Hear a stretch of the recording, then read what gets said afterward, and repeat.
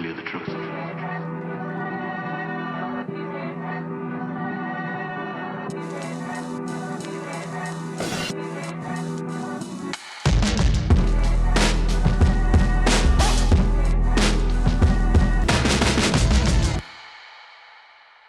My name is Jeremy Johnson, and I'm sitting here with the legend, Pastor John Cameron, and known this mighty man of God for a long time. He preached at Fearless LA last night and streamed it to the other campuses, and we were just kind of talking about podcasting, and I said, let's get all this stuff and let's just bring it over to my house. Yeah. So here we are on my deck of my house and out in Orange County, and we just thought we'd just sit down and just pull some wisdom out of this mighty man of God and ask him. I'm going to ask him some questions, and we're just going to see where we go, and it's going to be a free flow. So thank you for joining us.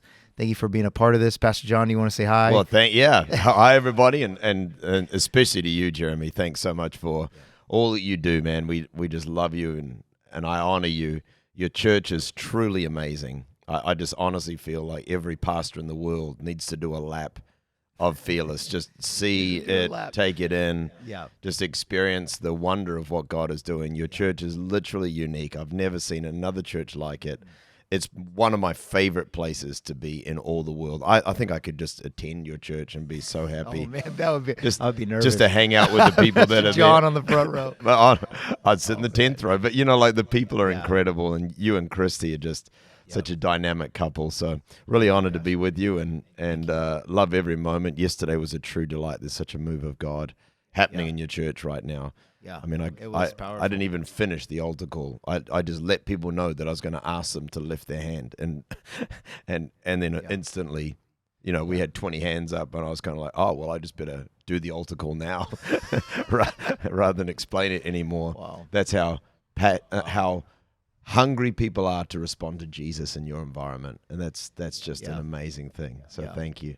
Yeah, I love that that's happening, and it's been a long journey, I think, to see that. Feels like it's not long for some people, but for us it felt long, and to see it happening and seeing God just running His church and like all the hard work and all the nights that we prayed for those people, the hunger that's really there, even in LA, even in somewhere like California. We appreciate you preaching such a wonderful message. I mean, people were running to the altar. Some big noise happened, and I looked over, and there's a girl that like slid into the altar, like she just slid, almost hit the stage. Yeah, and it drew something in me. I ran to the altar too. Yeah. I just got on I was supposed to close the service after you, and I just ran down there. The presence of God was so heavy in a message like that. Tell us a little bit before we start the podcast of the questions I have. Recap your message just a little bit, like right here on this thing. Just give us a short, just synopsis of not long, but just something that, that nugget that you got when you read that just made you preach that. Yeah, I mean, effectively, it was just a thought that came to me in my morning devotions one day, and it's Luke 1, verse 19, where Gabriel's talking to Zechariah about the promise of John the Baptist being given to him and to his wife Elizabeth, and Zechariah is full of doubt and says, "How can I be sure of this?" And he's a priest. He's a priest. Is he the high priest, or he's one of the main? He's one of the main priests. And he's standing into the Holy of Holies. Yeah, he's standing in the Holy of Holies, talking to an angel. Oh, he's in the Holy of Holies when this happens. Yes. Okay, that changes everything for me. I didn't even catch that part. Yeah, That's radical. God gives him this crazy prophecy. So no one else is there. No. And to go into the Holies of Holies, you stayed up all night. You didn't stay in your house, so you didn't sin. You read scriptures all night, because if you went in with sin in your life, and you got into the holy presence of God, the holy presence of God would kill you. And they had bells on their legs, and he's standing in. So it's even God's mercy that He doesn't kill him. Yeah, well, he's full of doubt. I mean, because that was doubt. He comes out mute, like he can't speak after that. The angel literally says, "You will not be able to speak until John the Baptist, your son, is born." Wow. And the part that I love is, "I am Gabriel." Yeah. So in verse 19, like the question that Zechariah asks, the archangel Gabriel, he says, "How can I be sure of this?" And Gabriel, in response, just said 3 phrases. He just said, "I am Gabriel." Like, dude, don't you know who you're talking to right now? Like, I'm Gabriel. I'm not. We're in the Holy of Yeah, Holies. yeah, yeah. You got bells on your leg. Yeah, yeah. You don't want to. He's trying to say you don't want to mess this Yeah, up. exactly. Do you know who I am? Yeah, he's literally I'm saying, not one of the "Don't you extra know who angels." I am?" Yeah. Thank God Gabriel didn't have any insecurity in his life. I mean, Well, that's right, and that's what Yeah. that's what struck me was like Gabriel Yeah. just has this crystal clear identity. He's just Crystal so clear. he's like, I know who I am. Like, I feel like we're all on that journey of becoming confident in our own skin and discovering who God has created us to be. And Gabriel just personifies this tremendous comfort and security. He just says, "I am Gabriel." And I feel like for the world that we're in, if we could all just figure that out, like know who we are, and rid ourselves of all the questioning, the comparisons, the the self-loathing, the if onlys. If only I was this, if only I had that. Yeah. And Gabriel's just like, "I am Gabriel," and then he says, "I stand in the presence of God." And I have been sent to speak to you. So I was just reading my devotions and I realized that he's talking about his identity and then he's talking about his intimacy. He just said, "I stand, where I stand is in the presence of God." Like that's where I hang out. I'm before you right now, but this is where I Yeah. this is where I reside. This is where I Yeah. and that's where you get that boldness. Yeah. Yeah. That's where you find that identity. Well, that's where he, you get that, you get identity in the presence of God. And then the third thing he says, he said, "And I've been sent to speak to you." So the 3 things are identity, intimacy, and authority, right? But the thing that struck me when I was reading it was like our identity and our authority are the overflows of intimacy. Like when you are connected to God, that's when you get authority, spiritual authority. I mean, they said about Jesus that he taught as one who had authority and not as the teachers of the law. Yeah. That's Mark 1:22. And Mark 1:29, they said, "What kind of teaching is this with authority?" So the thing that marked Jesus' preaching was that he had authority. And Gabriel possesses that, and he has this crystal clear identity. But the 2, his identity and his authority, come from his intimacy, the fact that he was so close to God. And I feel like, that was what got me, and that was And what it blows my mind. that was what we they- dived they into said yesterday. Jesus had taught was as one with authority and not the Pharisees. And these guys were doing all the rules. They were living it out. They wouldn't move on Sunday. They grew their beards to certain lengths. They had the scriptures tied around their neck. Sounds like the hustle and bustle of religion. Yeah. Never gave identity. Yeah. And never gave authority. Yes. And never gave power. Never released that. And so, you can preach the Bible, but it doesn't have any impartation into the life of a person. Like what they are signifying is Jesus's words. There was an impartation, a resonance, something that touched them, and something came alive. And yet these teachers of the law would use the same book. They would say the same things, but it didn't touch them at all. something was missing. Yeah. And That connection. and I think that still today, when it comes to preaching, our aspiration should be to be like Jesus in everything. And what marks preaching in my mind is not what is taught, but what is caught, not the information that's conveyed, although information is important, but the impartation that's received, I mean, for me, the most important scripture, Jeremy, when I think about what does good preaching look like, I actually think of the scripture in Daniel, where Daniel has this vision, and the vision leaves him just totally drained of like strength, and he's lying on the ground, overcome by what he's seen in the vision. And the Bible says an angel just turns up to Daniel, and he says, "Peace now, be strong." And then Daniel responds to the angel, and he says, "When you spoke to me, I was strengthened." And for me, when I think about effective preaching, that's what I think effective preaching is. Wow. When you spoke, something changed in here. Something came alive in here. It was done when you said Yeah, yeah. Wow. And that's like, I think that's the thing that we miss because we see YouTube, we see books, and so a lot of people that are preaching Yes. are getting their messages from an inspiration Yes. from Instagram, from a reel, from a YouTube, from a book. Yes. But did that inspiration come from the Holy Spirit? Yeah. Yeah. What was it something that you became that God? And that can happen. That can happen where God Absolutely. uses a reel to mark you. But I've found a lot of times He'll mark me in the quiet place, not on a reel, not on a book, like with His Word. He'll mark me with something I'm going through, something I'm dealing with, and that one little word from God, it could be enough to change an entire generation. Yeah. That one nugget from His throne room. Yeah. And I am Gabriel. That one line. Yeah. There's so much. And I was talking to my son Brave the other day, and who's a soccer player. As you know, he's 10 years old. He's outstanding. And he's outstanding. He's just obsessed. He's a freak of Yeah. nature. And we were talking about, he said, Dad, second part of the game, I always do better. And I don't do as good the first part of the game. He said, I think it's because I'm nervous. And I said, well, maybe you are. And I said, where do you put your confidence?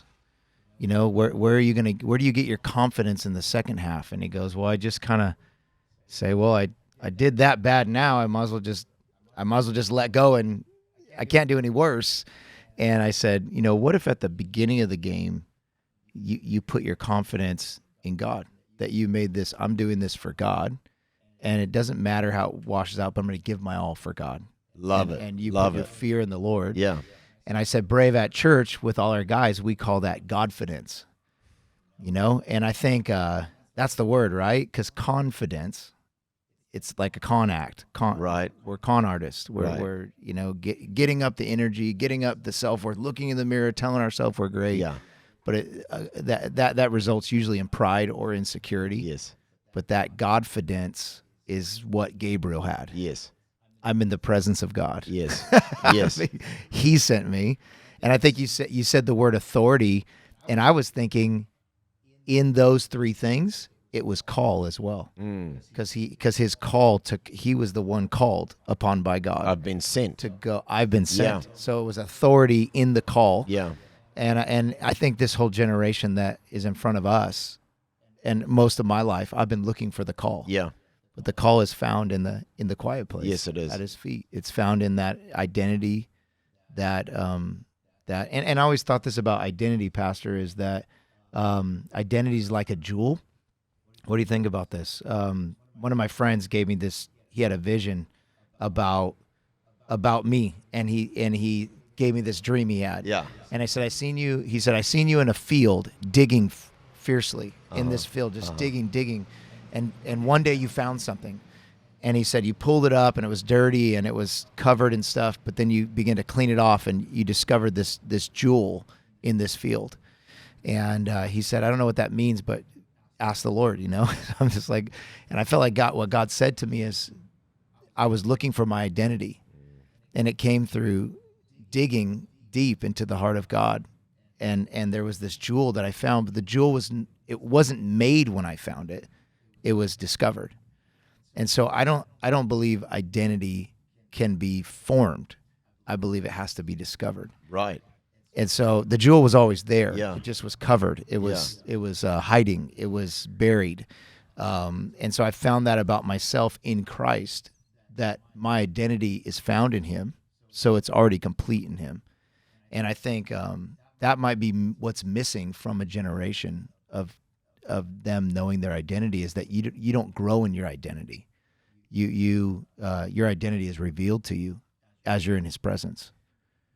Yeah, I love that, and I've got do you think about 1,000 that? questions for you because Yes, please ask me 1,000 Well, I questions. feel like but- for you, right? Like for Yeah. for the one and only Jeremy Johnson, like your church is Yeah. so unique. Yeah. It's like the opposite of a cookie cutter church. It's just Yeah. so specific, so detailed, so unique, and as a result, thousands of people, unique people that have a peculiar amount of influence on culture and in the world, have been attracted to your church, yet I'm just so aware that there's no way you woke up and had all of that clear from the start, right? You must have had to contend inwardly and probably outwardly for the identity of your ministry and of your church. Would that be true? Yeah. Yes, of course. Yeah. I think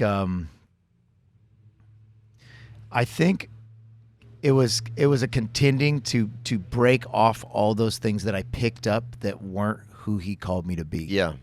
And that picture of that diamond, right? Like for me, it was continuing to purify what was already complete.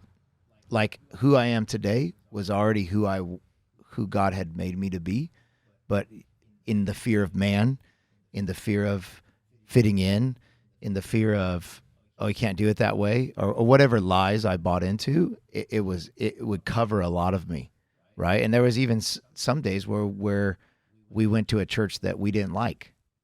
We didn't like our church. We didn't want to even go to our own church because sometimes you pick up something you've seen on Instagram. Right. You pick up something that's working everywhere else. And I think we had to keep getting back to the best advice someone gave me when we started. In fact, it was the pastors of the Oasis Church, Philip and Holly Wagner. Yes. And it stuck with me years. It hit me years after they said it. I had to go through the process of doing the opposite of what they said. And they said that to me. They said, make sure you build the church that's inside of you that you would want to attend. And that's not selfish. It's actually what God has you to do. Well, it's the only way that you can really bring to the table what God's asked you to bring to the table, isn't it? Yeah. But I guess it's easy to confuse that with selfishness. Because there's so as a leader, much... we can think like, oh, I'm just building it for me, but it's not that at all. It's actually being authentically you and bringing the best of you that you can to the table. Yeah, because I believe that inside of all of us is a strand of God. Yeah. And his hand is put something unique in us that is a voice for this group of people. And one of the best things someone told me is they said, and they were a secular person. They were not a Christian, and they were a marketing guy I met with about the church before we were a church. Yeah. And they said, who is your church for? And I said, oh, it's for everyone. And they said, don't give me that crap, like that kind of thing. Like, he said, that's why I hate church. Because every time I go to a church, it's for everyone. And he said, you guys must have a verse about that or something. And I said, yeah, Paul says be all things to all people. And maybe that's where we're getting at. And he said, it's just real prideful of you to think that your church is for everyone. Like you mean everyone in LA? So all the other churches need to shut down because your church is for everyone. Right. And so not only is it weird, also, like it's very prideful, and you're saying theirs is wrong. So what if God is in theirs and in yours? How does that work? And so he said, I think maybe, he said, I'm not a Bible scholar, I'm just a marketing guy. He said, I think maybe God has called you to a certain group of that everyone. Yes. And you need to figure out who that is. Because once you know who that is, you can build everything to connect with them. And so that's the method. Yes. The message is the same. Yes. But if we're fishers of men, not every fish is drawn by the same lure. Yeah. To get to the same result. And so when we built our church, we knew that it was for the dreamers, because that's who I am. You built it for the dreamers. Yeah. I mean, and I love what I love about what you said then is that's who I am, and I think that. And that's why you love our church. I love it. Yeah. Because I'm a dreamer. I'll go there. I'm a dreamer. I caught you. Yeah. I feel inadequate to go to your church. Like I'm not creative enough, cool enough, innovative enough, like to actually feel like I can be a peer with the people that are in your church. It's crazy. But I mean, I think, even for me now, 31 years into preaching, being authentically me is still something that I struggle with all the time. Yeah. But the truth is that that's the only way that I can bring something of God to the table is when I just don't worry about what other people think and don't source what I should look like or be like as a minister just from looking at what other preachers or people are doing. You know, I've gotten in trouble. We can get in trouble when we're trying to reflect what we think it should look like.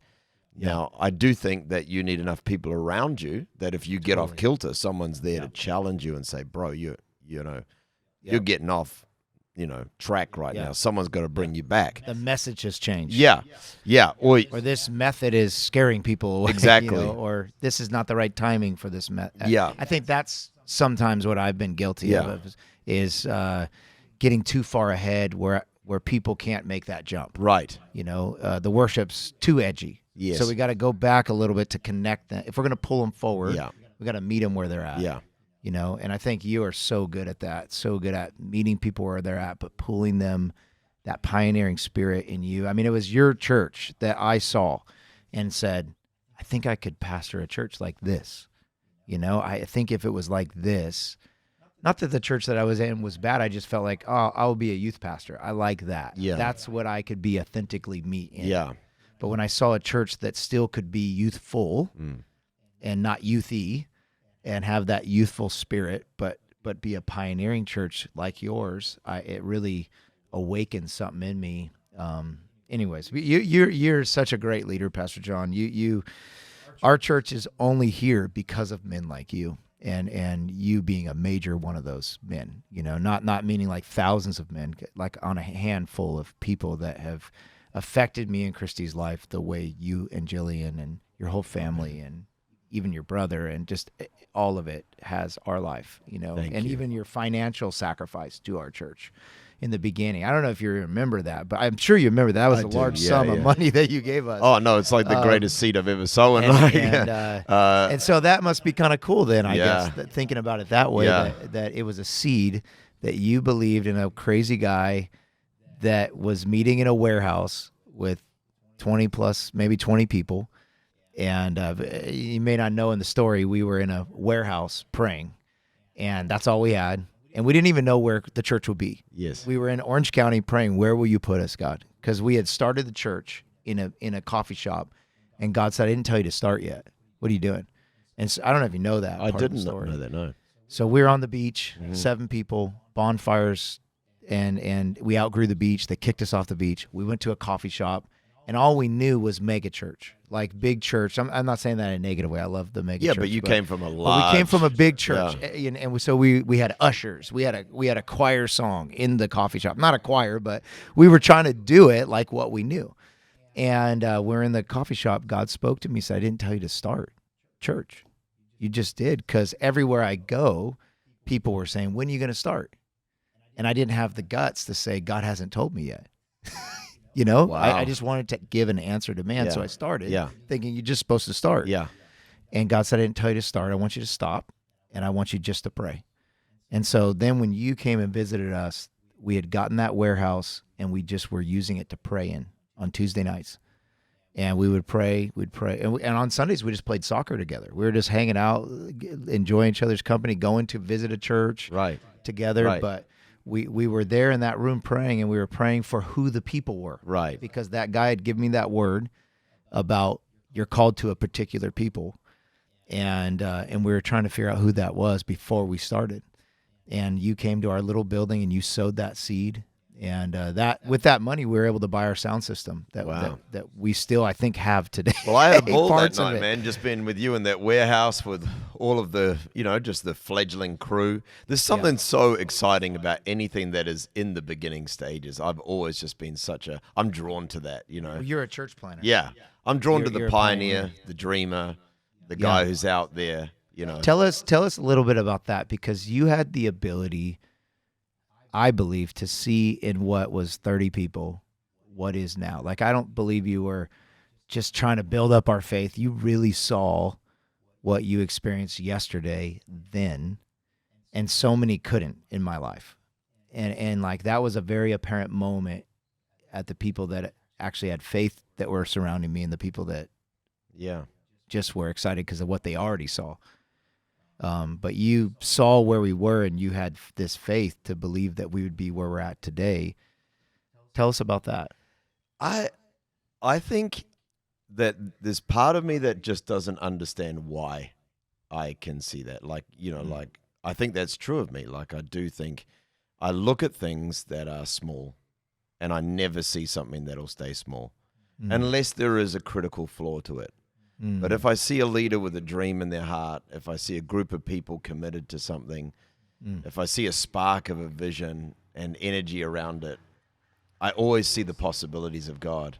I do think part of that for me is like everything that God's done in my life, I'm still the kid who got 46% for what we call school certificate, English, who dropped out of school at the age of 15, got saved when I was 18, never been part of a church that, as a member, that was more than 500 people.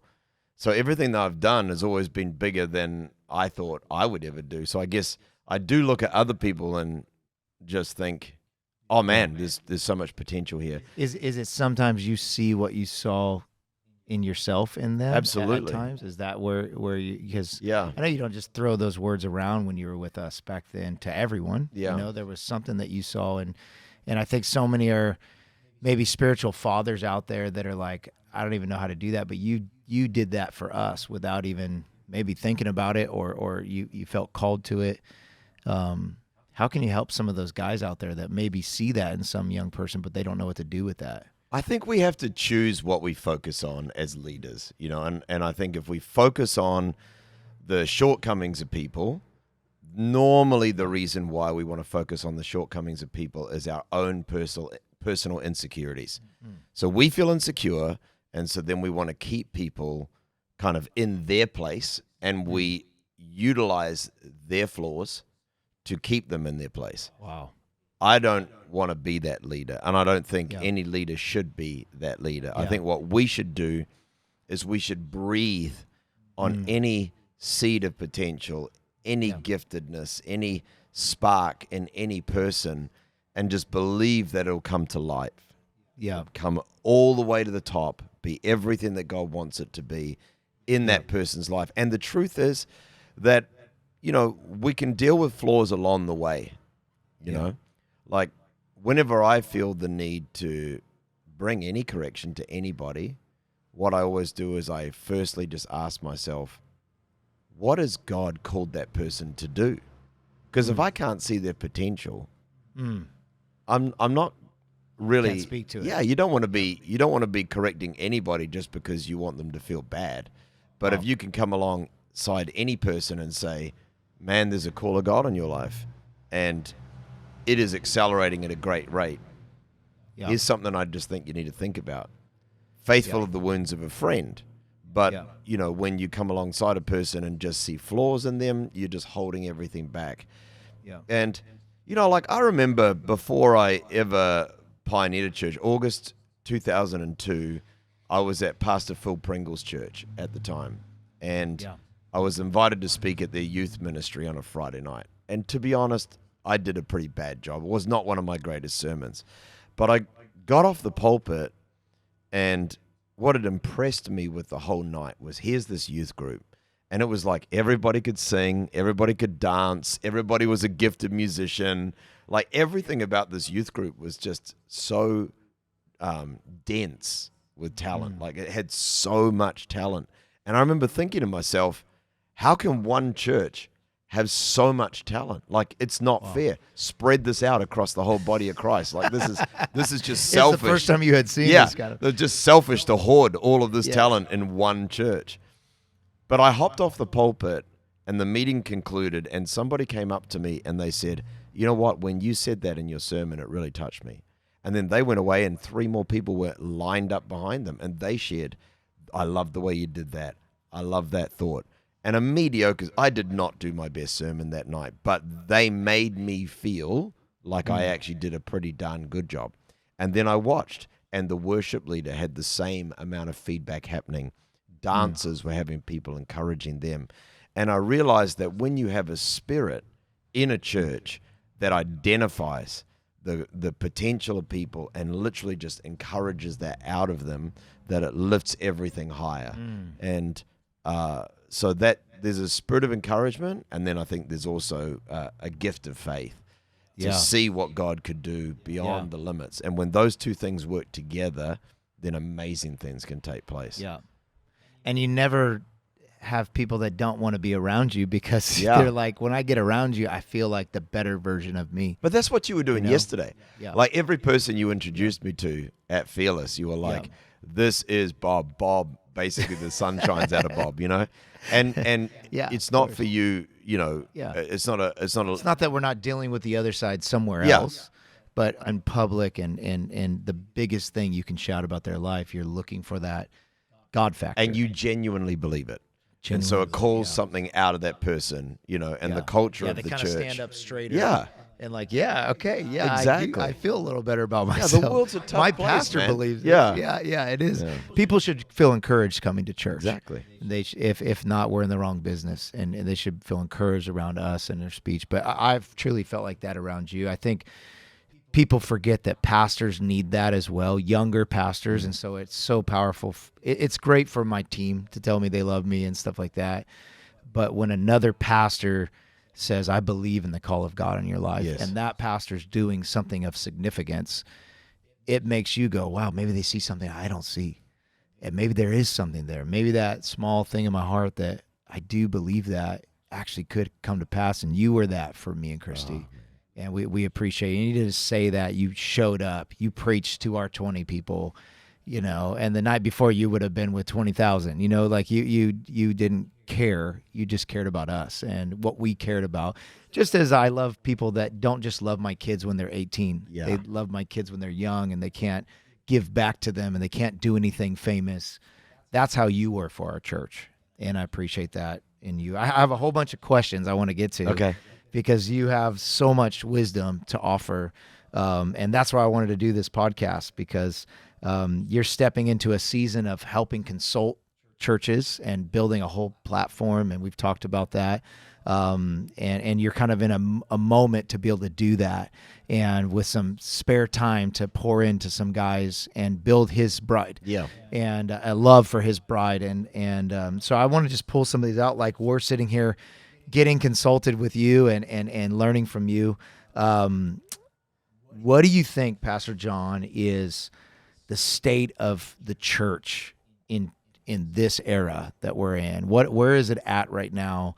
What do you see God doing? What are you seeing in the spiritual realm? What are you seeing needs to go, and what are you seeing we need more of? Globally, locally, what are your thoughts on the church? Well, I'm kind of in this cool place right now where essentially every week I'm in a different church. Wow. And then during the week, I'm interacting with at least 10 other churches in quite a significant way. So I've never before had such a broad view of what God is doing everywhere. And I think what we are dealing with is firstly that the culture has changed significantly in a very short space of time during COVID. There has been pain that people have experienced, and I'm talking about churches and pastors in particular. There's a lot of people had some tough seasons. In the wider church, though, coming into 2024, I do believe that there is a significant change of season taking place for the church right now. Wow. And your church yesterday, to see the incredible open heaven for souls, like I would say, that's definitely an absolute move of God that's happening at Fearless. But on a broader scale, I feel like the harvest is ripe. The world is looking for solutions, looking for a savior, looking for something So I think that's huge. Like I think that's a really big thing now. When it comes to churches, I think it's just like a season now where you're not going to be all things to all people. You have to pick a lane and be comfortable in your lane. It's never going to stop. People, pastors have had and churches have had to take positions on issues that have never been issues. Like suddenly it's an issue and it wasn't before. And I think what we're seeing right now, what I'm seeing, and I think what we're all witnessing, is that the culture is rewarding bravery. When people will be authentically themselves, when pastors will be courageous with what they believe and not kind of just water it down, the culture is rewarding that. Like the churches that are growing the fastest in this season are Yeah. where pastors are courageous, where they're just saying, this is where we're going to go. Not everybody's going to like it. I hate that. Like, it's always personal when people leave a church, but Yeah. in the church, when you have a courageous declaration, Yeah. when you're willing to fight for truth, when you're willing Being to a leader. stand up for things, eh? Being a leader. Yeah, I mean, that's what leadership is. yeah, Being the one out front, willing to take the yeah, punches. yeah. It's you know? it's going well. I think that we're going to see. I really do believe 2024. I think we're going to see some wonderful seeds of revival starting to, come up in different churches. I think we're going to see the breath of God on His Yeah. people. And how would you define revival? I know that's a big question, but when you say revival, what does that look like to you? Revival to me is the manifest presence of God bringing life to His people, resulting in the salvation of souls and the willingness of God's people. It's the manifest power of God at work within His church, resulting in the salvation of souls and the willingness of His people. I mean, the psalmist wrote, "My people will offer themselves willingly in the day of my power." Revival is when people are just convinced that God is real and it's manifest. It's intangible. It's evident But in it's their evident. works and Yeah. their lifestyle, Yeah. their life. Yeah. It's the power of God coming to His house. It interrupts their day. Yeah. Yeah. That's revival. Yeah. I mean, I've been Yeah. in prayer meetings that went for 4 hours, and I would have sworn to you they went for 30 minutes. But when you're in the glory of God, that's what happens. Time seems irrelevant. It's not marked the same way because when you're in God's presence, there is a feeling of being lost in it.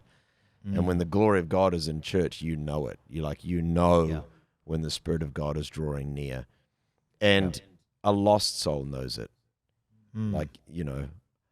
It sometimes surprises me how some environments that are almost a little bit maybe messy, Christian messy a little bit, Yeah. but the power of God is moving in those environments, and people who are far from God will just start weeping, and they feel the love of God, the freedom of God, and they give their lives to Christ, and so many people will find salvation, So that's what They don't all the revival is. way know all the answers, Yeah. but they know they feel God's tangible presence. Yes. And that's the encounter. Yes. And I love that word. Sometimes you get lost. If you really experience God, you get lost in Him. Yes. And you lose time. You lose awareness of your insecurities. You lose so much to gain everything. Yes. And that's what happened yesterday in the service. Yeah. We got lost. Yeah, well, when you say we lose things, everything you listed after lose was negative, right? Like we lose things that we never should have, and that we never should have had. yeah. They're just the things that we get in our lives because we're distant from God, and when we Yeah. come close to Him, they go, and that's the life, that's the freedom. And this is why, as pastors, we're so excited about revival. Yeah, If this is the definition of revival, Yes. right? This is this amazing definition that you have, because most people would just try to think of, but you have framed a definition. God has had you do that. It sounds like. Well, I've been in, if not revivals, I've been in tremendous moves of God. And my first mentor in ministry was Winky Pratney. And the event that set me on fire for God was a 6-day conference where Winky preached every morning and every evening His name was on Winky. revival. Winky Pratney. Wow. Yeah. He's a Kiwi, a Okay. New Zealander. What a But he name. was like Keith Green's mentor. Okay. And sort of involved in sort of all that sort of move of God. And, he's still alive today, a great man of God. I love him. Wow. Yeah. There's some great stories in Australia and New Zealand of revivalists Oh, yeah. doing radical things. I mean, I guess it's just a place where God's moved a lot. We're talking about the church. We're talking about revival. And there's this whole group of people that is so, air quote, deconstructing their faith. Yes. is what it's called. And in that, they're running from the church Yeah. instead of running to it. Yeah. And what are your thoughts on that? I mean, obviously we're pastors. We love his bride. There's been so many moments in my life where I could run from his church Yes. because his church, his church has hurt me over and over. Yes. Because his church are people. Yeah. And people are just like me. They have bad days. They have stuff they're working through with fear and trembling. And so many times I could have run from the church. In fact, my pastor that was over me had a moral failure. Oh, wow. And that was where I gave my first sermon, was when they announced to the church that he was no longer going to be there, the youth ministry. To these rough kids, I had to get up, and that was my first sermon. I was the drummer before that, an intern and the drummer. I didn't preach. So that was my first step of actual public ministry, was in that moment. And for me, I remember sitting with his wife, who he had cheated on. And she said, I was so angry. I was so bitter. I was so upset, and very rightfully so. And I just didn't want anything to do with God anymore, the church, nothing. And she said, Jeremy, if I've forgiven him, you have to forgive him. Yeah. And it was like that moment where I was like, wow. It was the weight of like, I can't hold everything against this man stronger than this woman can. Yeah. And if she has found a place of forgiveness with God, then I had to find Wow. that. And so instead she challenged me that everything he taught you, there were things that he taught you that were God, and then there were just things that were him. And you have to now figure that out. Yeah. And don't throw out the things that were God. Yeah. And don't run from his bride, run to it. Yes. And so I made it my life pursuit to run to his bride and to lift her up. But there's a whole generation that, because of hurt, never had that conversation with someone. Yes. And have run from his bride. Yes. Thinking that they're still pursuing God, but not pursuing his bride. Help us with that, because a lot of us could have run, and even yourself, from his bride, but here you are preaching to churches and loving on churches. And so share with us your thoughts on this movement that's happening. Well, if it was not for Jesus, I would have lost faith in the church a long time ago. Yeah. Church is full of people. People are not perfect. People are duplicitous, sinful, full of issues, a work in progress. And we see this not only in the church, but everywhere in the world. And even those who are trying to say there's problems with the church, the way they're going about it is also causing a lot of pain in the process. They're hurting people often, And so then we come to the church and expect the church to be perfect. It's not perfect. I mean, I heard someone say recently that, I think it was Nathan Finocchio, he said, church sucks because people suck, not because God sucks. Yeah. That's a good summary, I think. At the end of the day, the challenge that we have is that the church is full of people. And, I went through a moment where I'd experienced tremendous pain, and I've been hurt by the church in very, very deep and real ways. And I remember sitting on a plane, and I was in a point where I was extremely broken in my life. And the Lord just spoke to me on the plane, and he said, the body of Christ might have wounded you, but I'm going to use the body of Christ to heal you. And that's the thing that gets me, Wow. Being in church, being part of the church, yes, it's hurt me. Wow. But man, has it helped me. Wow. The body of Christ, the people of the church have come around me in many of my darkest moments and encouraged me and inspired me, lifted me, been there for myself, my wife, my children, the moments of encouragement. I used to say to people all the time, the day the church becomes the enemy of your family, because a lot of people are like, oh, be careful, that the church doesn't hurt your family, especially when you're a pastor. People say that to you. Be careful the church doesn't hurt your family. The day the church becomes the enemy of your family is the day the devil wins a great victory. Like in my mind, the church has blessed my family. And yes, people have hurt me in pretty significant ways, but they hurt Jesus even more. And I think for the crowd, church who killed him. and for the crowd that are trying to deconstruct the faith, I mean, I think the entire premise of what they're doing is basically sitting in the seat of hurt and then saying our hurt is valid. And because it's valid, somebody has to do something to take away our hurt. You don't need an apology to move on from hurt. You don't need restitution to move on from something that's pained you. Yeah. We forgive so that we're free from it. Like forgiveness removes the event from us. It's got nothing to do with the other person. And I think that all of this thought that, do better, like we got to make the church better. Name me one pocket of the world that is perfect. There isn't one. Every community that you go into, whether it's therapy, counseling, arts, politics, in every area that we see dysfunction in human relationships, and the church is not immune from that. But for Christians, the best thing that we can do is acknowledge the fact that the world is changed by the gospel conveyed through the church. I mean, the reason why we have the Western culture as it is because of the power of the gospel being outworked in culture through the church. And so now we've got this, crowd of people trying to really pull that apart.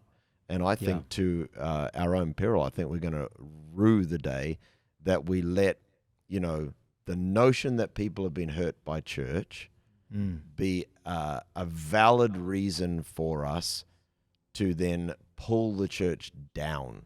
Yeah. Now, this is not to pull away from the fact that the church can do better. Don't presume for a moment that that church is still the same, that leader is still the same.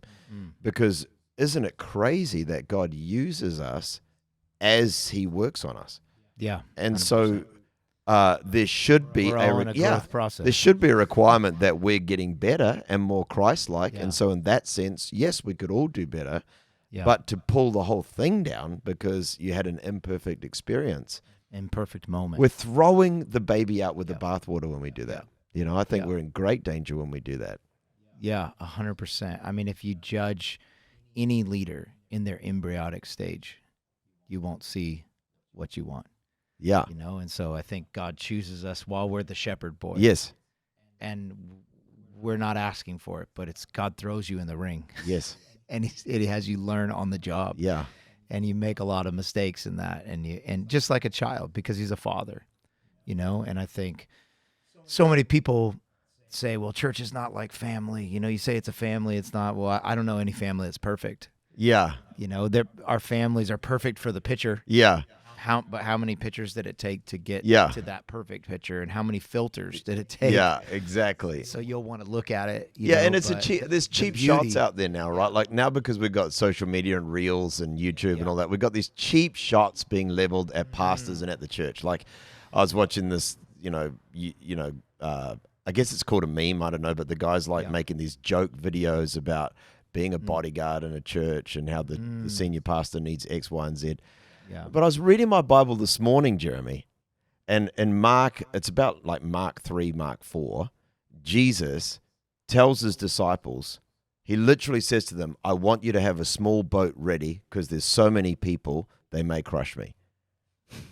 There are logistics to handling people and the draw of people upon certain people. Yeah. Now, does that mean we should have celebrity pastors? No, but it does mean we can't just mock the fact. I mean, we could make a meme. Jesus had his disciples get a boat ready for him. But that's Jesus did that.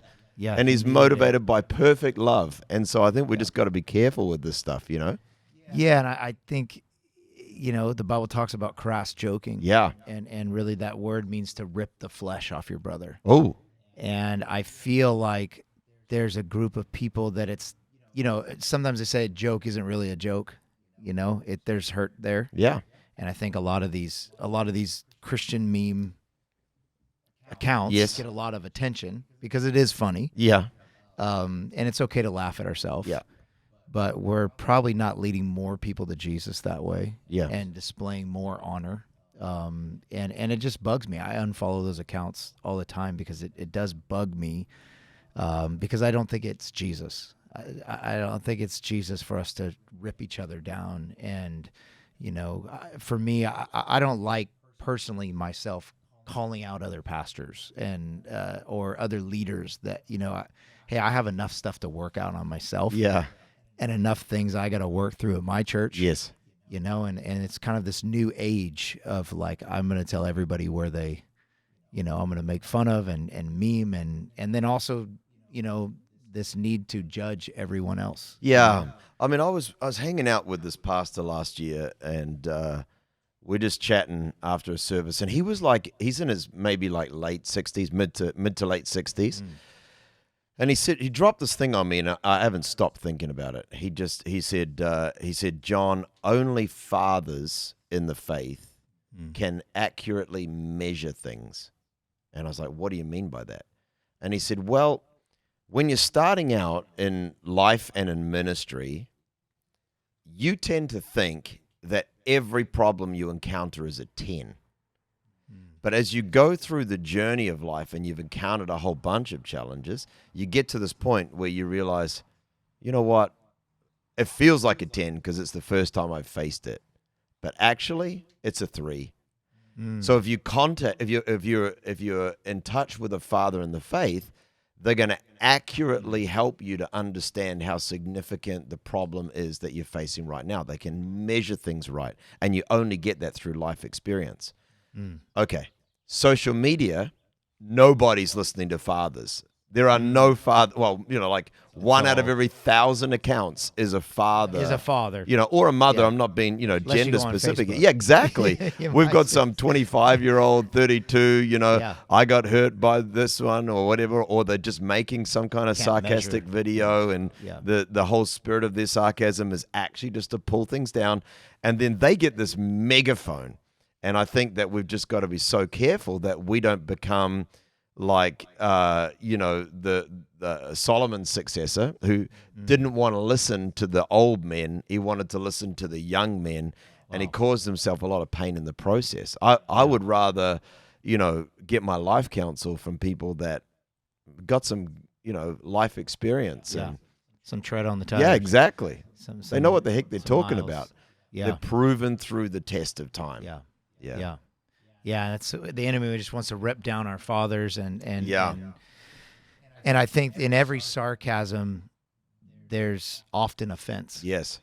Yeah. And this is the way to jab back. And I just don't think that's Jesus. And I think that it reveals the lack of healing. I've even been careful in my own life to preach about things that I'm currently affected with, to make it a sermon, to tell them back, to speak to the people in the comments, to speak to that person who hurt me.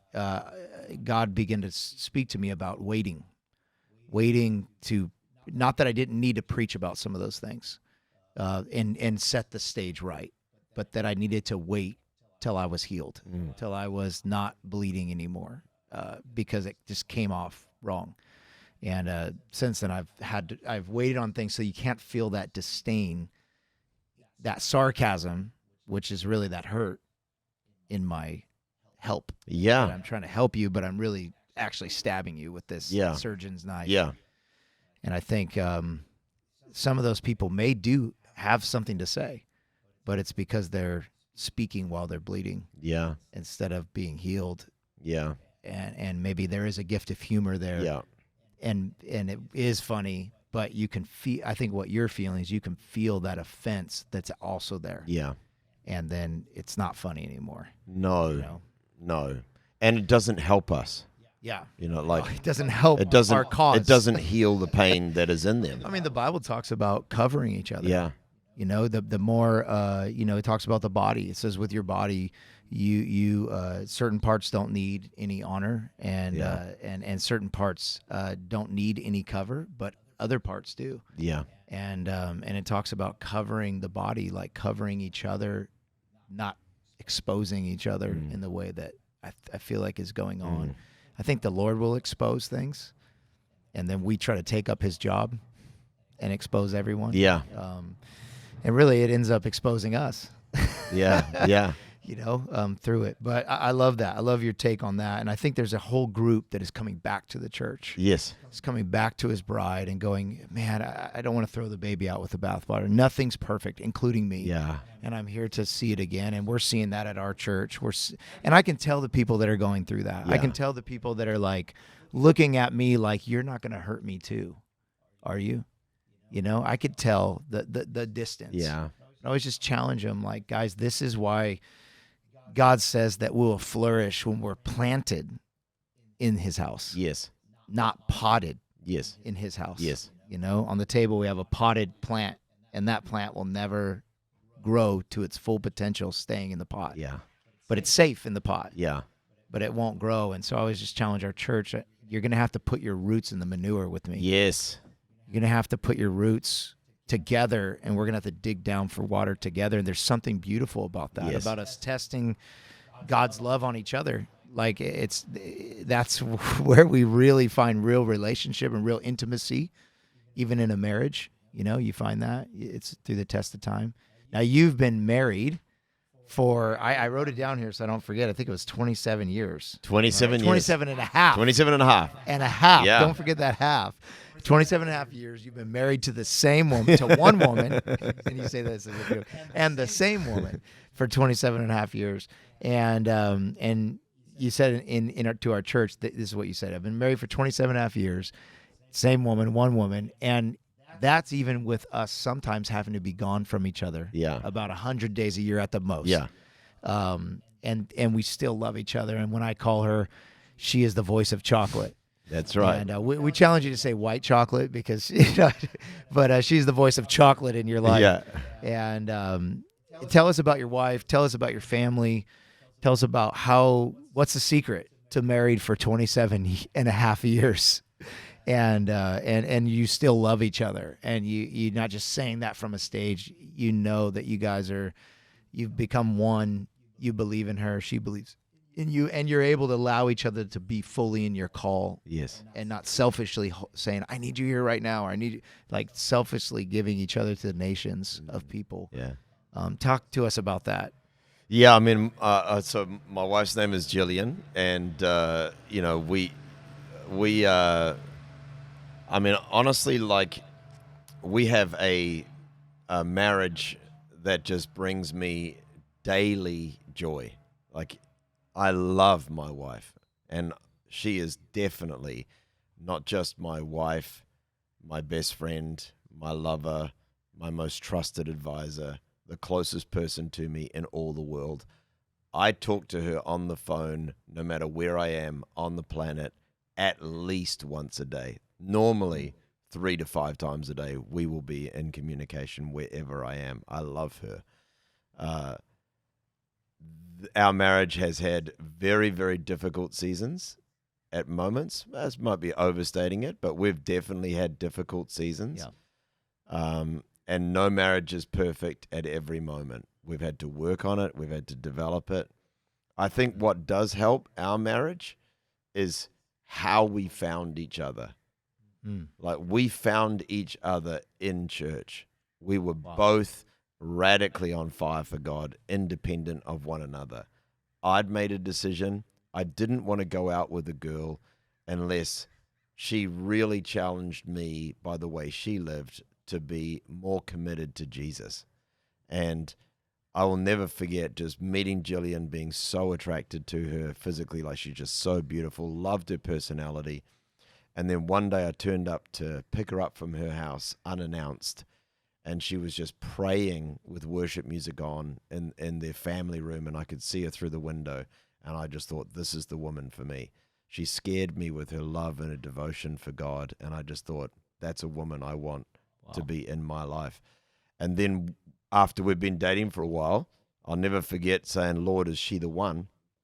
And that night I had a dream, and in the dream, I washed Jillian's feet in the dream. And I woke up from the dream, and the Holy Spirit's presence was just in my room. And I felt like the Lord said to me, do not put out the Spirit's fire in her. And I knew what the Lord was saying to me was, I'm entrusting her to you, but you need to steward her. And, that's just always been a big part of my life calling, is to acknowledge that the hand of God is also on Jillian, I think we live in a very selfish culture, and I think that my experience of marriage has been that a great marriage is when a man gives the best of everything he has to his wife, and then believes that because he's done that, that she will then give good back to him. This is not to make you like a weakling. It's to say, I will give of myself to make sure that my wife is protected, looked after, provided for. I will give everything I have to make her life the best life that I can for her. I'm going to live to make her dreams come true. And if I will sow that to her, then I think we reap back in kind to what we sow, Yeah. And then we find a wife who is like appreciative of you and honoring of you and supportive of your direction and wants to be with you. And we get blessed by this incredible, sowing and reaping, the reciprocity of generosity and love towards one another just gets better and better and better until, it's never gotten worse. I always say every year of marriage is better than the one before. Yeah. My first year was fantastic and very challenging. The second one was fantastic, better, richer. But it just keeps getting deeper and deeper the and challenges deeper. push you further. They make you better, but only if you don't quit. Yeah. So divorce has never been an option. Yeah. Walking away from the conversation has never been on the table. And, over time, things that stop being things because you just become attuned. The two shall become one. That means half of each of you has to die, right? Like, oh, wow. Half of each of you, or for men, 90% of you. yeah. Feels like that anyway, doesn't it? Yeah. It definitely feels like it's marriage for me. Yeah. Marriage has been beautiful, just like the cross is beautiful. Yeah. And kids have been beautiful, just like the cross is beautiful. And now, it's beautiful now. But I think it is a death to self in both of them. Yes. And I think it is a part of Jesus telling us to pick up our cross is relationship. Yeah. Because there's a part of you that has to die with every relationship that grows. Yeah. And as being a dad, being a husband, I feel like it's been my beautiful cross. And you can now look back and go, wow, what a monument to God and his faithfulness. And there's such an attack on marriage. There's such an attack on men being faithful and women being faithful on working through. There's such an attack on never giving up. Yeah. And there's such a misnomer on just as soon as you get married, everything bad will go away. And it will always be like the honeymoon, weekend. But I think it's just so empowering in our day and age to see someone with a 27-and-a-half-year-old marriage that still loves his wife, and it almost seems like you even love her more than the day. Oh, absolutely, I love her more than the day I married her. Yeah. And I mean, to be really honest with everybody, it's not like I've always been a good husband. Like, I mean, yes, but no. Like when I look back on me 25 years ago, you could do it better. I am so embarrassed about the way I interacted with my wife. The way I thought about her. How little I did, you know what I mean? Like how much it revolved around me. But over time, we get better and better and better. And with that, our marriages get better and better and better. I think the hardest thing would be to be with somebody who didn't want to change. Like that would be very, very difficult. Yeah. And I mean, I suppose already arrived. Yeah, for me as a person, I'm addicted to self-improvement. Like, if you tell me what is wrong, I kind of want to pull you close to me. Sometimes to my detriment. Like, I'm a sucker for make me better. Yeah. And I think as long as we are going on a journey of growing ourselves and growing towards our spouse, their marriage just keeps getting a deeper and deeper place. Yeah. Wow. Well, I love that. I love that. I would have done so many things better, but it was the journey, and it's the grace of God. This is where we're at when we get married, and it's His process in our life, and I think that's why He gives us marriage, so we can become the better version of our. There's no one who knows you like your spouse. Yeah. And and I think sometimes my spouse knows me better than I know me. Yeah. And that trust to go, okay, I trust that you have my best interest, and that you do care. And for me, it empowers me so much when my wife says, "You're a genius." Just those words, and I don't even know if I'm like, she's just making this up. No, she really believes it. I've heard her say it. She believes it. Yeah, she does say it. Yeah, and as anybody could say it. Yeah, but when she says it, I stop for a second. Yes. And I start trying to almost believing that about myself. Yes. And if you hear it enough, you start believing that in a healthy way. I'm not talking about being prideful and but we don't believe in the God call in our life, even though we say we do. There's insecurities there in all of us, and so it's just so awesome having someone. And I needed, and I do that for her, and I need to do that for her. I remember a long time ago, my wife said, "Stop teaching everyone how to preach and teach your wife how to preach." Wow. There you go. Because I wasn't pouring into her, and she was really the only one on my whole staff that I'm guaranteed she's in this with me. Exactly. Right? If she's not in it with me, the church is not happening anymore. So I need to pour my greatest effort there. Not that I don't need to pour it into sons. Yes. But pour more. And she's now one of our church's favorite preachers. Oh, look, your wife's an incredible preacher. Yeah. And worship when leader. She started, she didn't want to. She just wanted to sing. I'm not a preacher. And now she never wants to sing. So I gotta teach her how to sing now. No, I'm just kidding. I'm not sure that's going to work out quite no, I so don't well. think it's going to work out. I'm totally tone deaf. But, man, we love your marriage. We love your family and everything. You have 2 wonderful kids. And we feel like we're your kids. We're spiritual kids. We appreciate you being a man of integrity and loving your wife and keeping your eyes on holy things and having a pure heart. We appreciate men of God doing that, and that's not easy to do in the world we live in, and it takes effort and energy to become a man of integrity. We appreciate you in that. I have down here, I wanted to know your favorite thing about Jesus. If you could say, what is my favorite thing about as you've gotten to know Jesus? I don't even know how old you are, Pastor John, but however age you are. I'm 50 years old. 50 years old. Yeah. You got saved at 19. Correct. 18. 18. So 18 to 50. What's your favorite thing you've learned about him in that time?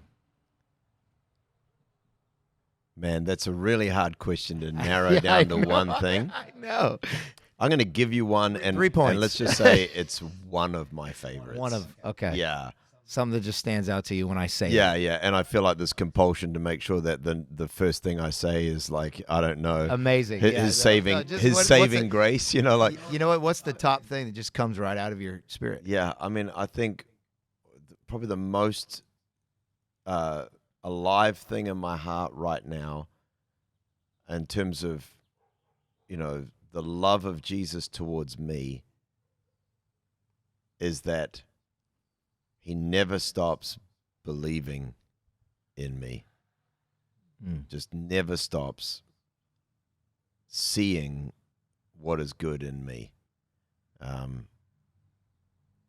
mean, I think when the longer you walk the journey of life, the more you realize how fickle we all tend to be towards other people in moments of their lives. And yet God is unrelenting in his constant embrace of us, belief in us, his kindness towards us is just unchanging. Yeah. No matter what season we're in. And for me, I think that's just so alive. I'm so moved by God's constant. He sees more in us in every moment than what we're living. He just never stops. And I am so deeply grateful for that, you know? Wow. Yeah. You know, something that I heard a message at a pastor's conference I was at, and they were kind of laying out in Scripture with the people of God how God had them keep setting up monuments and moments to remember. Yeah. Remember when I split the Red Sea. Yes. Remember when I did this. Remember when, and they were doing all these things to remember. Yes. And then out of nowhere, God says, I'm doing something new. Yeah. And he said, now I need you to forget.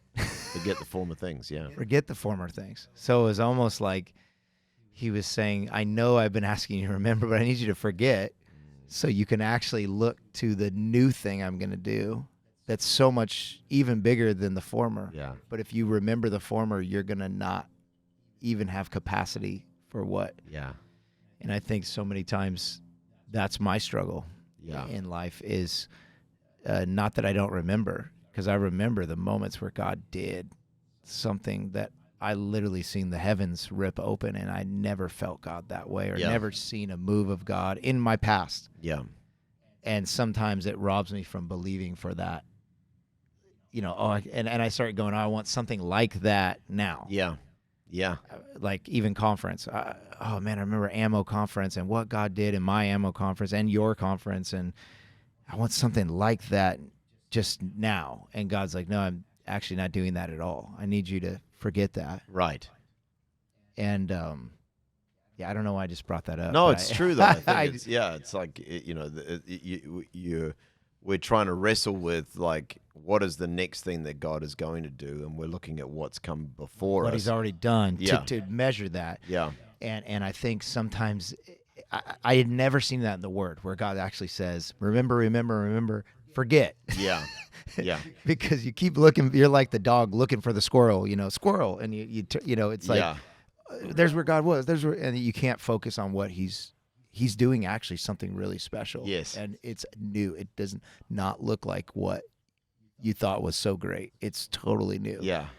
And you're going to love it. But if you don't fall in love with it, you can't embrace it. You can't step into it. Yeah. And I think even like how you're talking about this consulting moment in your life, it's like this new moment.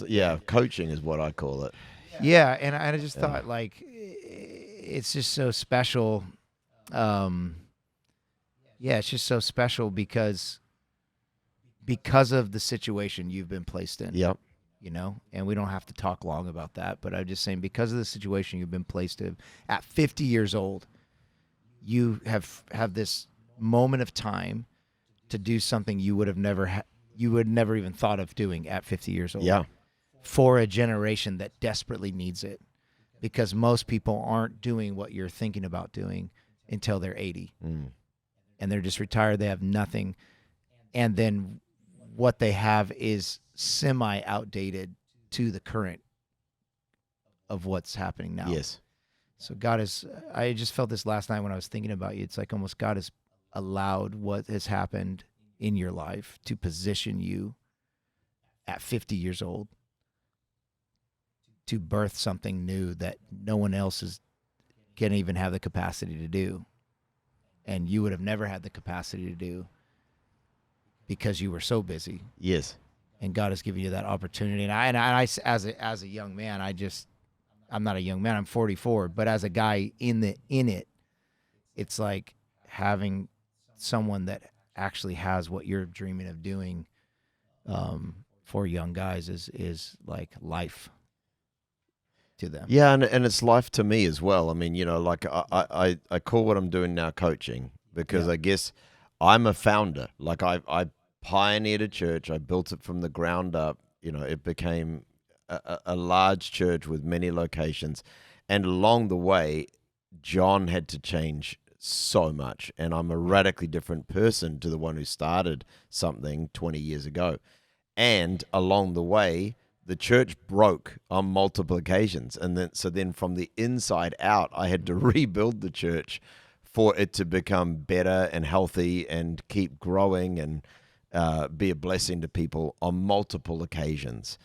And so one of the coolest things for me in this window has been, and it's been honestly, just so much life has been to sit down with the pastor. My favorite scenario, the pastor can't sleep because he's so anxious about a problem that he has no way of solving it.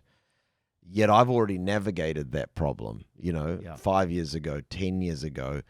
And I have, continued to grow myself as a leader. And so I can help that person. And then to get that email or text message from them 3 days later and say, I've slept the last 3 nights. I've got faith for the future.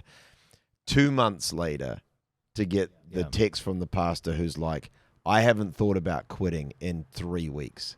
I'm loving my job. Wow. I love my calling. I believe my church is going to grow. That for me is just all invisible. Like no one knows I do any of that, but it's just so richly, richly rewarding. And the thought of being able to scale that, to be able to make a real difference in providing life and encouragement to people who are overwhelmed by things. The truth is that it takes a lot to grow a church and to keep it healthy.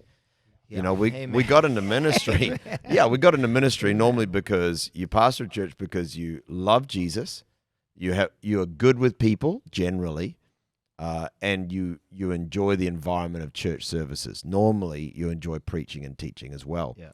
But then on top of that, you've got leadership development, recruitment, facilities, budgets, a hostile culture, and the busyness, exactly, buildings, like everything. It's so many things. Building a leadership team. How do you keep a staff growing and healthy and not have it roll over, and all these many, many areas that make up the whole church. And it's impossible to come out the gate and know all of that unless you pioneer your church when you're 45 years old, right? Yeah. So then it's the greatest blessing to have somebody who's already done all that learning. Yep. Cares deeply about. It's like what a you're trying to college build. course that we didn't know we needed. Yeah. That they don't teach in Yeah, college. and you can't even retain the information. So then it's about situationally, like having the right counselors for you in those when you're moments. in the moment. Yeah, you're right. Because you could get all this in one class, but you don't care until you're in it. No. Especially if you're a leader that can fight through stuff. You're bullheaded. You know what I'm saying? Like you kind of have to be a little as a leader, you kind of have to just be a little bullheaded to get through things. But then that causes a problem of learning when you're not in it. Yeah. Because until you need it, you don't need it. Yeah. In your mind. Yeah. And that's awesome to have that coach along the way on the sidelines saying, I could see the whole field. Yes. I know you can only see this section, or I know you're only experiencing this, but I see you're open over here, or you're making the wrong play here, and it could change everything from a small tweak. Yes. In understanding, or something you're doing, or a way you're being received. I know a lot of times for me, it wasn't what I meant, but it was the way my team was taking it, and I had to learn to help give a better perception of what I really meant. Instead of, I wasn't angry, I was just passionate, or I wasn't mad, I was just loud. Yeah. I had to learn simple stuff like don't do intense meetings on a phone call. Yeah. Do it in person. Yeah. Do it where they can see your face. You're not mad. You're just, you're processing, or what, or a phone call where the car's loud and you think you're yelling, but I wasn't yelling. I was just trying to get over the road noise. Yeah, exactly. Or whatever. Or I was stressed, or I was. I think. Well, I think that's a tension for pastors too, is the fact that because you often are associated in that person's mind with like senior spiritual input into their life. Yeah. Your sermons have set them free. God set them free, but God used your sermon to set them free, and you rightly so get elevated. But then we're still interacting with them to run, this church that is an organization and has got stuff to get done. And then people, confuse the fact that, like, I just told you to do it with you're angry with me or whatever. And that's very, very difficult. And we have to become aware of that as pastors and leaders, right? Like we have to grow through that. That we're kind of wearing two hats, but we can really never take off one or the other. Yeah. Yeah, you can't take off your pastor hat to put on your boss hat. Yeah. Because there is things that have to get done. Yeah. And I've had to learn to have different people lead different things. Yes. Because when you're a pastor and you're leading everything, Yes. then you got to be in every conversation. And some of our team will take it way heavier if I'm correcting you when you're late Yeah. than when just someone that's just over them, but not their pastor in that way, goes, hey, what's wrong with why you keep being late? We need to be on time.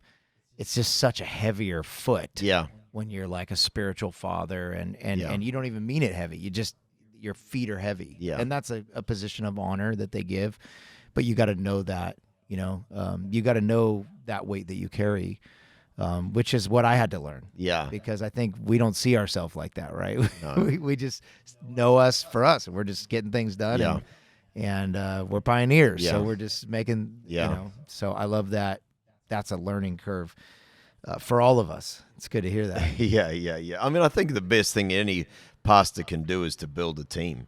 Yeah. A close leadership team that they do life with every single day of the week, other than their days off. Like, if you do life with a team of people who can then represent you, and they can bring clarity and honesty to you as the pastor. Yeah. And in the proximity of your relationships, you really they get to know you, you get to know them. You're all on the same journey They together. understand you a little better. Yeah. It allows them to then represent you in moments of, conflict or whatever, gives you aerial room. It also keeps you on the right They track. might know, hey, he's just hungry right now. Well, yeah, I mean, they're going to pull you they up know for you it. good enough, Yeah, right? Like yeah. Christy will know me good enough to go, Yeah, hey, honey, probably don't talk to the staff right now. Let's get you a meal first. Or, exactly.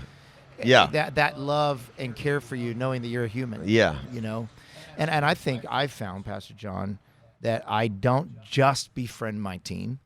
I also have to make some friends with some other pastors. yes, For me. yes, Because my team, although they may say they're going to be here for life, yeah, it's not even really up to them or up to me.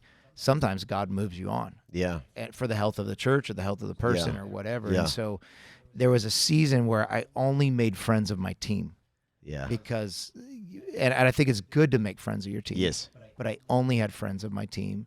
And then when one or two left or had to move on for this, or someone got offended or it didn't work out here, then I started feeling like the loss of just friendships Yeah. and relationships and like my kids, what I called their uncles, Yeah. And so I had to learn, at least for me, and I'm sure you would say this too, I had to find some local pastors that don't go to my church, they're not there if I preached a good sermon or ran a great staff. They believe in me, in the Yes. call of God on my life, and Yes. they want to be my friend. And it's really been healthy because it's like those anchor relationships that you can have. What do you think about that? What are your thoughts on? Yeah, I mean, one of the things that I've been reflecting on lately, Jeremy, has been like all of these resignations that happened of pastors and closing of churches during COVID. And I've been asking myself, why did that happen?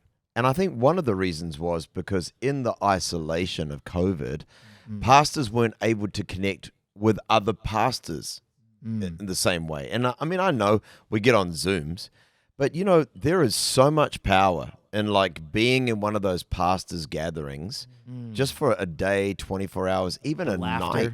The laughter, The laughter. the stories, the commonality, the word that you share with somebody, the one little thought, can just lift a pastor. And we need brothers and friendships and others in our world if we're going to keep doing this. It's a tough thing. And I think the best thing that any pastor can do is to have a circle of friends. And certainly when you find pastors that stay in the ministry for the long haul, a commonality from my perspective would be that they have other friends who are pastors too. And Wow. when I look back on my 31 years of full-time ministry, I've probably gone through a phase recently where I'm just like, I'm just going to be even more committed to the true friends in ministry that are in my life than I've ever been. And they've gone through different seasons, and, we all have good days, we all have bad days. But it's not about opportunism. It's not about whether they can invite you to preach and you invite them to preach.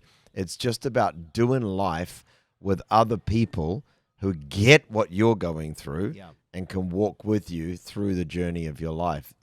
I agree with you wholeheartedly. And it has to be a proactive thing because we're Oh, gonna yeah. be busy. Yeah. It takes energy and time, and usually some of my pastor friends, they live an hour away. Yeah.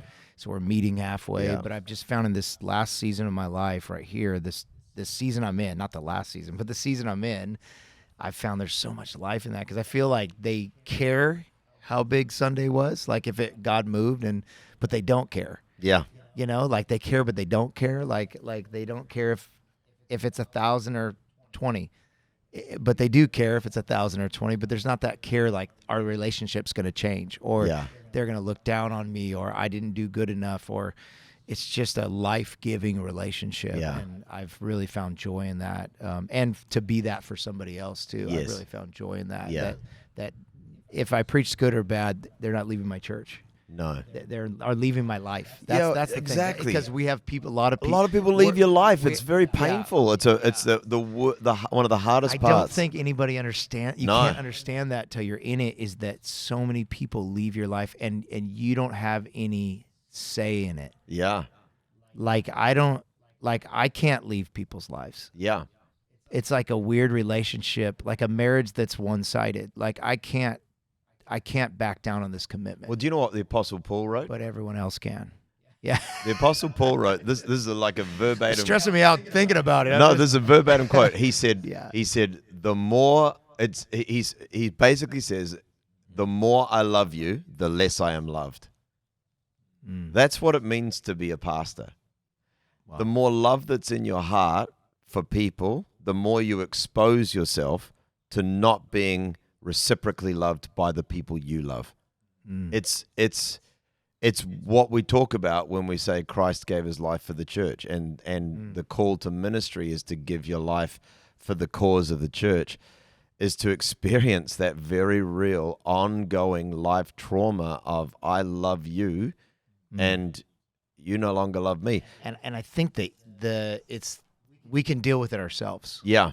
But then when it comes to our kids, Oh yeah, family. because my kids are finally getting of age where it's like they'll actually know. Yeah.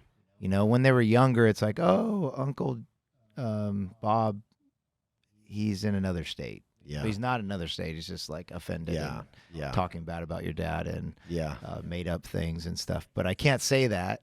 So Uncle Bob, who used to come to all your birthday parties, is, you know, Yeah. and you can do that when they're young. You don't have young kids.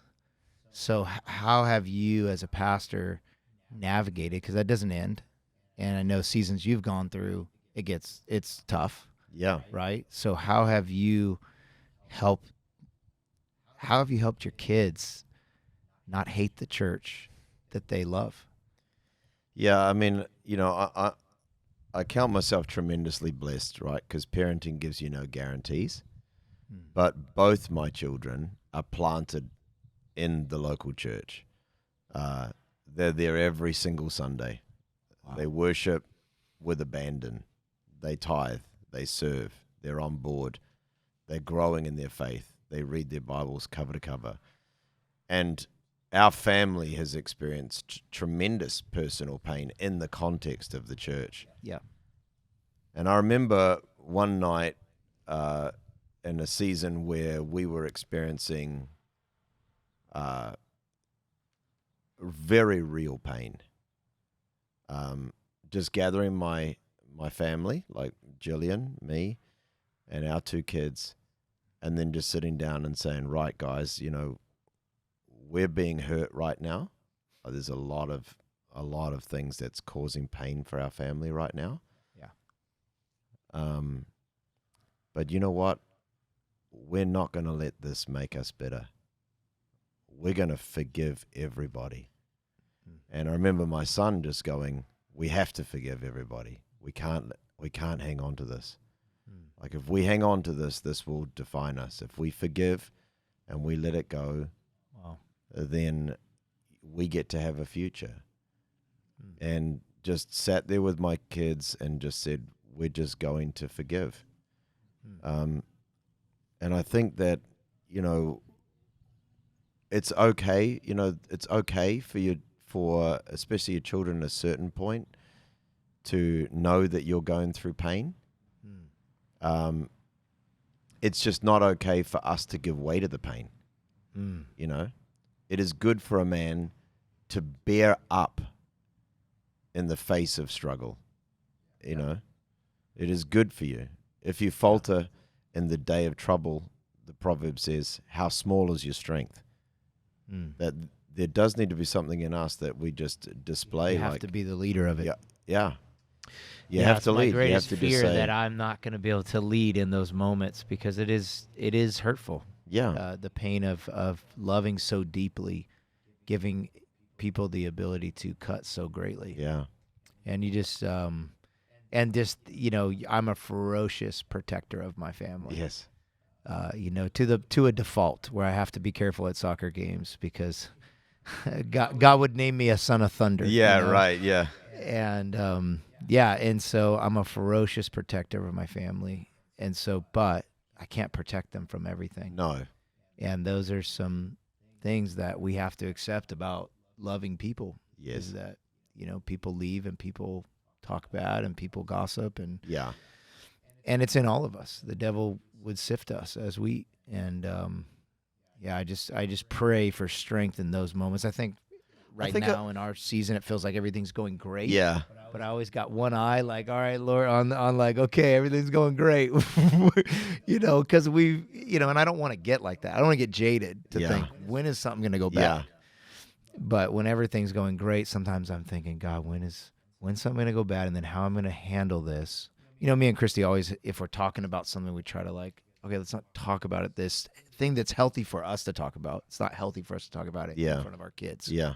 So, because our kids have big ears to what we're doing. Even one of our Well, pastors, I think that's a big thing, right? Yeah. Like, I mean, at the end of the day, I think that, people say, all these pastors' kids hate the church.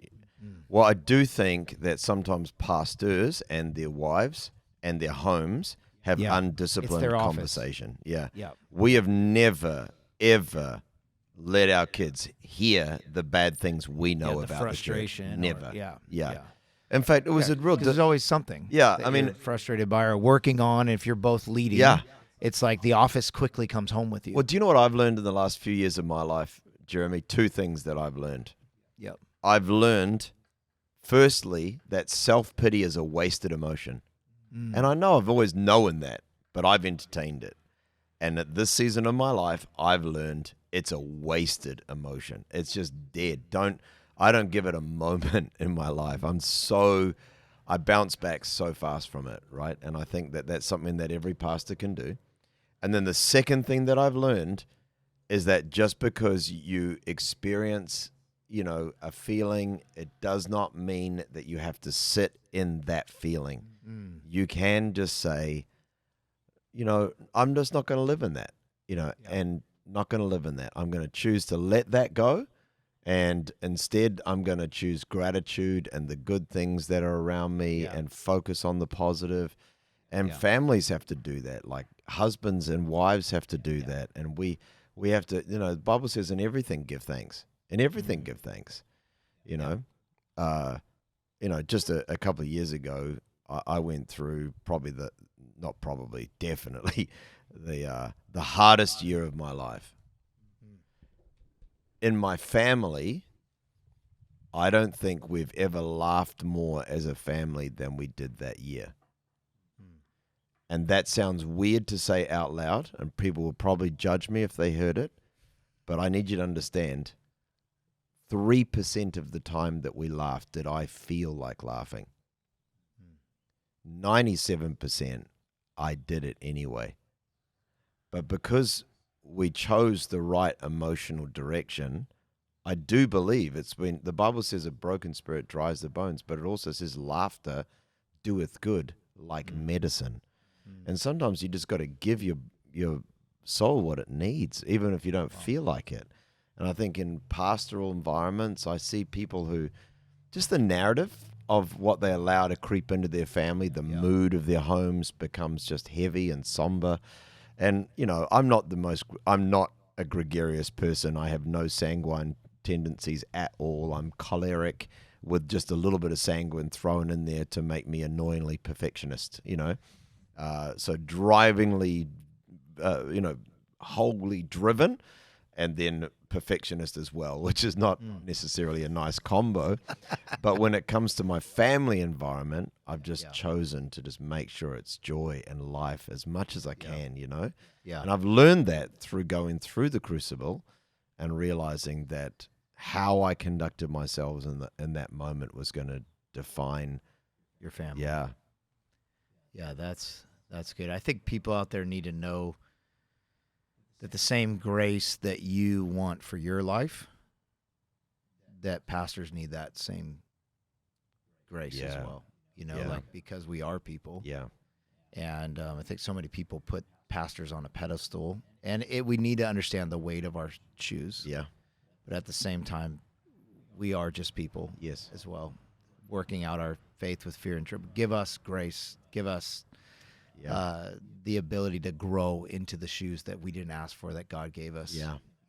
And I think those people that will allow that are the people that will be there long after all the other stuff fades. Yes. And the excitement fades. Yes. And I'm so thankful for the people that are in my life that have not given up on the call of God in my life, and they've stood there with me.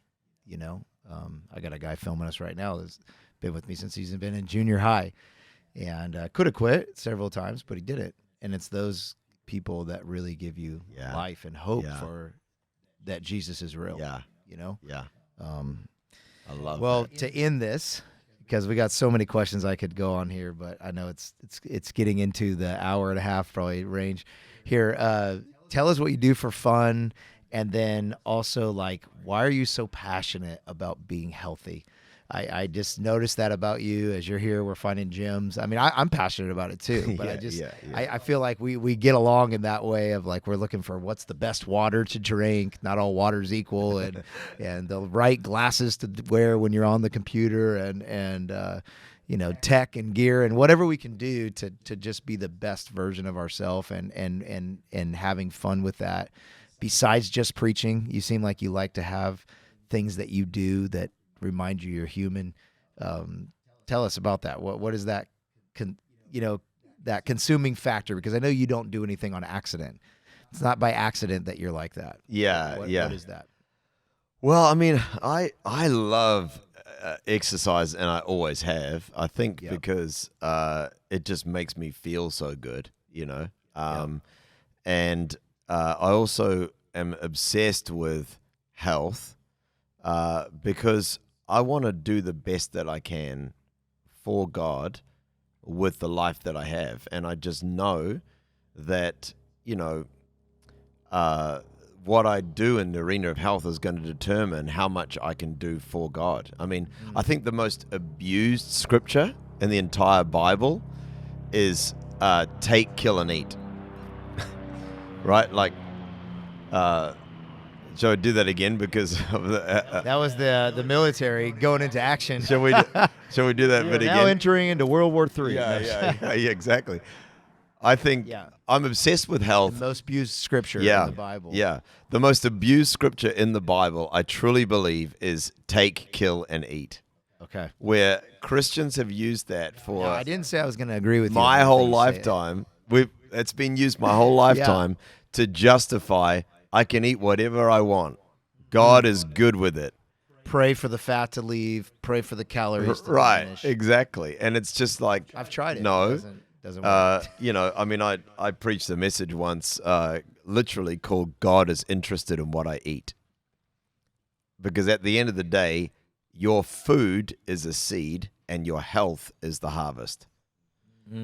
And so if I eat wrong, I am wrong. Not in my soul, but in my body, and that's going to impact everything about the way I live. And so, I'm just obsessed with making sure that what I fuel my body with is going to help me to do the will of God. That exercise is going to... Exercise for me is it's not just good for my physical body, it's also good for my emotional state. Jeremy, I'm the guy that when I go on holiday, I work out every day, normally twice a day, so that I'm nice to my family. Like I need that physical outlet just to feel like, okay, I'm good. You know what I mean? Like it really relaxes me. Put yourself all into Yeah. something. And I'm 50 now, right? Like I'm 50 years old, and you can put someone who is 50. I don't mean this. I hope that no one gets offended by this, but you can put someone who is 50. Okay, let's go back a decade. You can have someone who is 40, and then put next to them someone who is 40, and it's like, wow, are these two the same age? Yeah. Get to 50, and it moves like this: 50 and 50, 60 and 60. With that person. Yeah. Oh, wow. Like you get more, the gap between healthy and unhealthy grows with age. And I'm not just talking about whether you still got hair or not. I'm talking about whether your life is fit, whether you've got energy, Which whether do you have can a nice move head your of hair body. there, by the way. I'm blessed. Thank you, Lord, for your favor. Yes, thank you. Yeah. But that is it. I just, I think it's extremely and I would important. never know you're 50. Well, thank you. Especially how you work out, because I did the F45 with you. I almost died, which the ladies there killed both of us. Yeah.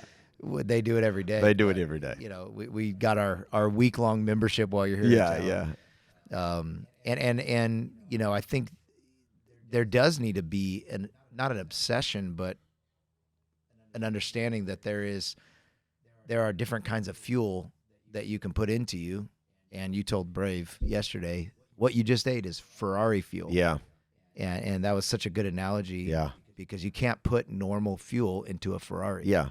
The question is, do you believe you're a Ferrari? I think the most important thing to know about food, right, like just at a fundamental level, you should eat and not feel tired after you eat. If you feel tired after you eat, you're eating something wrong. Like that's your body literally saying, this is not making me the gas isn't happy working right now. Yeah, that whole food coma thing, it's no. Sit back. That's not good. If I eat and then I'm exhausted, I got a problem.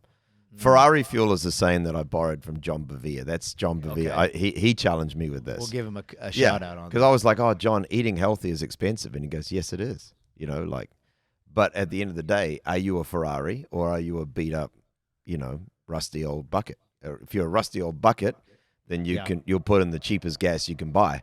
If you're stewarding a Ferrari, then you put in and that's not to say that, he's ostentatious. He's not. He's the humblest guy around, and he, lives well but right.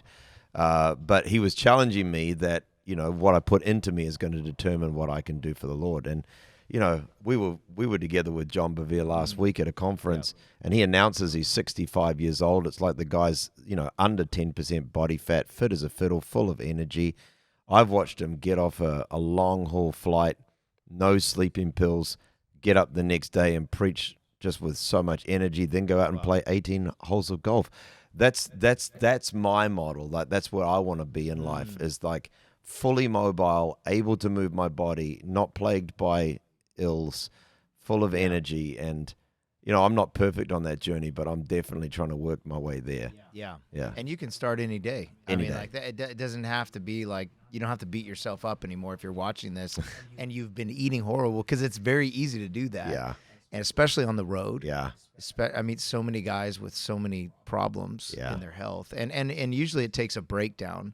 I know you went through adrenal fatigue. Yeah. It takes a breakdown somewhere for you to finally wake up. Yeah. And just the hope is that break it down isn't too late. Yeah. Where your health is too shot to continue what God has called you to do. And in every arena of life, but particularly when it comes to food and nutrition, I was just totally ignorant. Just didn't know anything. And then really God used, as he has done time and time again in my life, every crisis I've faced has ended up becoming my friend every time. And when I had adrenal fatigue, it was like the greatest blessing, because I hadn't slept a solid night. What is adrenal fatigue for those? Well, adrenal fatigue is basically like a precursor to a full-blown burnout, right? So it's essentially when your adrenal glands, that are a very small part, they're tiny, like the size of a walnut kind of thing, in your body. You have two of them, and they stop producing adrenaline. And adrenaline is not cortisol, right? Something about cortisol. You're going to have to just Google that. Google that. But adrenaline is not just used in moments of heightened panic. It's used for focus. It's used for clarity. The body's using it all the time. So yes, at its extremity, but it's also just part of everyday Running. living. So if you have adrenal fatigue, it essentially means the adrenal glands are not producing adrenaline, and the effect is profound fatigue. And so, going through that was so helpful. I'd never slept a solid night since I was 11. I was awake 3 hours a night, probably, 2 to 4, let's say, Yeah. since I was 11 years old. I now sleep, apart from a toilet break, in the middle of the night, I sleep solidly for at least 7 hours every night. And that was about getting inflammation out of my body and getting the right things in there. And it literally has had a profound impact on me.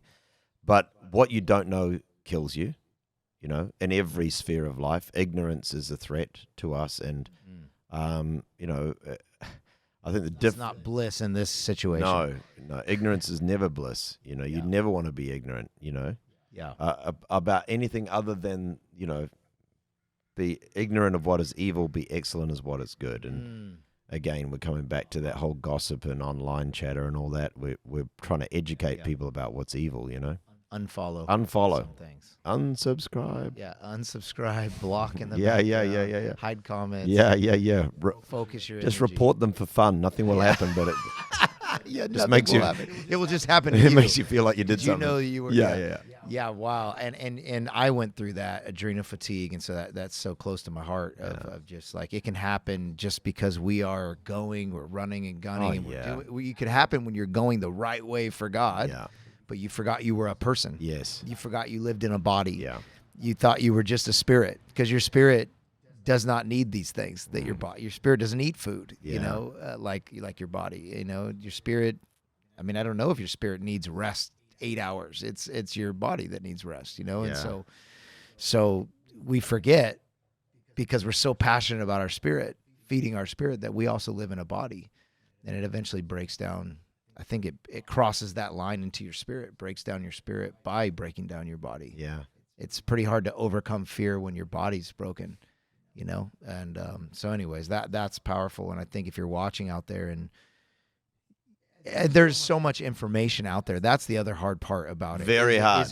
Is it carnivore that's healthy? Is it the vegan diet that's healthy? Is it more protein? Is it less protein? Is it, there's documentaries, but then the documentaries are paid for by the very people that sell the thing that they're trying to.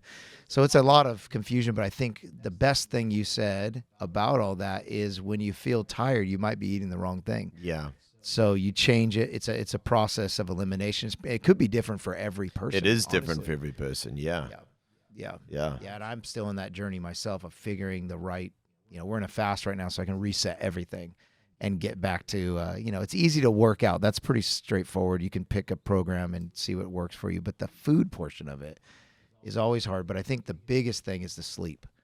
I think, like you said, getting your sleep down, going to bed at the same time, I think that what's helped me actually go to sleep is saying, if it doesn't matter in 5 years, I'm not going to let it rob the next 5 minutes. Right. Right. Like certain things just don't matter. Yeah. It mattered yesterday at Sunday morning when the sound was 2 decibels too loud, and you saw someone that's offended closing their ears, and you're like, oh man, they're going to leave. It mattered yesterday, but it's probably not going to matter in 5 years. No one's going to remember that sermon you messed up on, or that leadership talk you didn't do right. Or if it doesn't matter in 5 years, it doesn't matter in 5 minutes. And so you can let those things go and get some sleep. Enjoy your family, anyways. Awesome. Well, thank you, Pastor John. Love you, man. For your time. Thank you. Thanks so much. Us. And I know there's so much content from this, and we hope that you do many more of these podcasts. That I felt like the Lord was just giving me opportunity to spark this in you, and you love doing it, I'm sure, and people are going to love what you have to say. And thank you for your labor of love for His bride and for His people. Yeah. It's mattered to me. And it's changed me, and I was tearing up through some of the things you're saying, because I can feel the pain of those moments that you've walked through, but the victory at the same time. Yeah. And that it was like happy and sad tears for the church, and people like you that are our leaders now, and there's a whole group of generals that have gone home, and now we have new generals of the faith, you know, and you're one of those. And we appreciate you. We honor you. We thank you for showing us how to love his bride and how to continue to do it. Thank you, Jeremy. Oh man, you're a blessing, and I really appreciate you. Thanks for everything. Awesome. Thank you for joining us. Thank you. You have planted a church in downtown Los Angeles. Yeah. It is now in downtown. It is now. It's been all over Okay. Los Angeles, but And the now name.